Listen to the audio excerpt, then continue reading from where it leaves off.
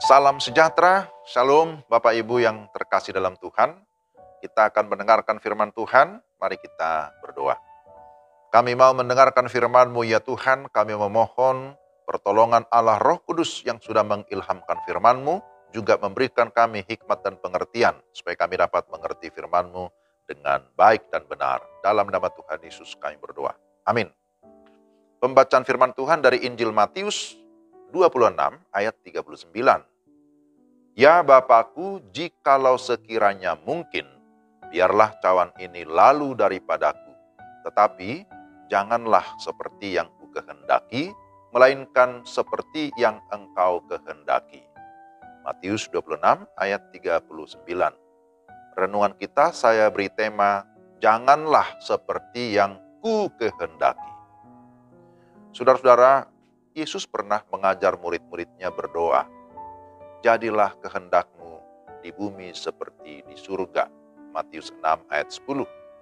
Sekarang tiba waktunya Yesus juga mempraktekkan doa yang pernah Ia ajarkan.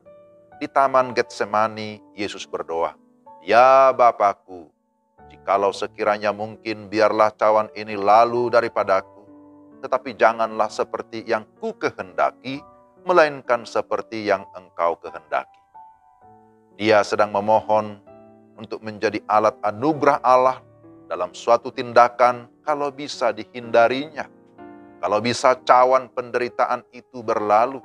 Akan tetapi pengenalan akan Bapa, pengenalan akan Allah membuat dia, bahkan juga kita harus berserah kepada kehendak-Nya. Dan dalam penyerahan memang harus siap untuk membayar harga yang begitu mahal. Saudara, ada kisah seorang ibu yang mengandung anaknya dengan susah payah. Dia melahirkan dengan kesukaran, namun dia berbahagia karena Tuhan menyertai dia bisa mendapatkan seorang anak. 1 tahun kemudian, apa yang terjadi? Anaknya dan suaminya meninggal dalam sebuah kecelakaan mobil.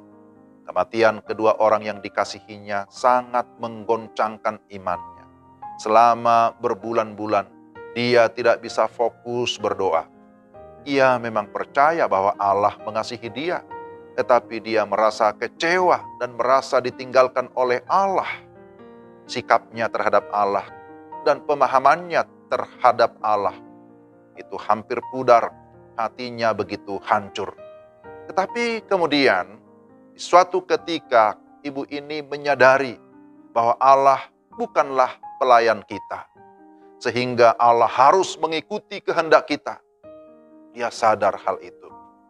Tuhan itu bukan pesuruh kita, sehingga dia harus mengikuti apa yang kita mau, apa yang kita kehendaki.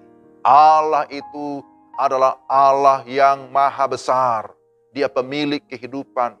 Dia pemilik termasuk anak dan suaminya yang sudah dipanggil ke rumah Bapa. Akhirnya si ibu ini berlutut dan berkata, janganlah seperti yang kukehendaki. Dia menyerahkan dirinya kepada kehendak Allah. Dia memberi dirinya untuk dipimpin oleh Allah. Saudara-saudara, setiap kita juga pasti punya beban-beban kehidupan. Kalau bisa, semua usaha kita berjalan dengan lancar tanpa ada rintangan. Apa yang kita pikirkan dan rencanakan, kalau bisa itu menjadi realita, bisa terjadi. Akan tetapi ketika kita belajar dari Yesus, bahwa apapun yang terjadi, kita harus mendahulukan kehendak Allah di dalam kehidupan kita. Itulah sebabnya firman Tuhan mengingatkan kita untuk selalu berdoa.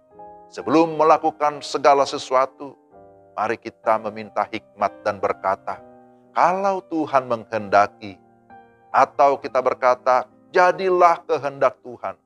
Kehendak Allah adalah supaya kita senantiasa mau tunduk dan taat akan firman-Nya. Kehendak Allah adalah agar kita hidup dalam kebenaran dan kekudusan.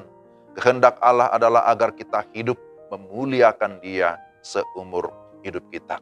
Biarlah di masa-masa prapaskah ini kita diingatkan akan karya Kristus yang begitu agung, teladannya yang mulia di dalam kehidupan kita. Dengan cara Dia mau menundukkan segala kehendaknya kepada kehendak Bapa. Mari kita berdoa. Tuhan, terima kasih untuk firman-Mu hari ini, yang sungguh boleh mengingatkan kami bahwa kami hidup oleh karena kasih karunia Allah, maka kami harus tunduk kepada kehendak Allah. Tolonglah kami ya Tuhan, supaya kami tetap kuat menjalani hari-hari kami. Di dalam masa-masa yang sulit pun, kami tidak meragukan bahwa Allah mengasihi kami. Kami tidak bimbang bahwa Tuhan senantiasa menyertai kami. Terima kasih Tuhan untuk firman-Mu. Roh Kudus menolong kami supaya kami dapat senantiasa hidup di dalam kehendak Allah. Dalam nama Yesus kami berdoa dan bersyukur. Amin. Demikian renungan kita hari ini. Tuhan memberkati Bapak, Ibu, Saudara-saudara sekalian. Shalom.